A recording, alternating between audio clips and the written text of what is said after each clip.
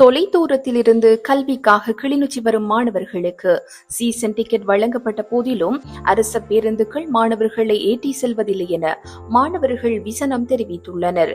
மாலை 5:30 மணிக்கு தனியார் கல்வி நிலையங்களில் வகுப்பு முடிந்தாலும் அரச பேருந்துகளில் மாணவர்களை ஏற்றுவதில்லை என மாணவர்கள் விசனம் தெரிவித்துள்ளார்கள். அயல் மாவட்டங்களிலிருந்து கிளிநொச்சியில் உள்ள தனியார் கல்வி நிலையங்களுக்கு மேலதிக கல்விக்காக வருகின்ற போதும் திரும்பி செல்கின்ற போது சீசன் டிக்கெட் வழங்கப்பட்ட போதிலும் அரச பேருந்துகள் மாணவர்களை ஏற்றி செல்வதில்லை. குறிப்பாக மாங்குளம் பகுதியிலிருந்து வருகின்ற மாணவர்கள் தங்களின் கல்வியை சரியான முறையில் தொடர முடியாமல் உள்ளதாகவும் கவலை தெரிவிக்கின்றனர். மாங்குளம் பகுதியிலிருந்து மேலதிக கல்விக்காக கிளிநொச்சிக்கு செல்வதற்கு பணம் கொடுத்து சீசன் டிக்கெட் பெற்றுக் கொண்டாலும் பேருந்தில் பயணிக்க முடியாத நிலை பாடசாலை மாணவர்களுக்கு காணப்படுவதாக கூறப்படுகின்றது.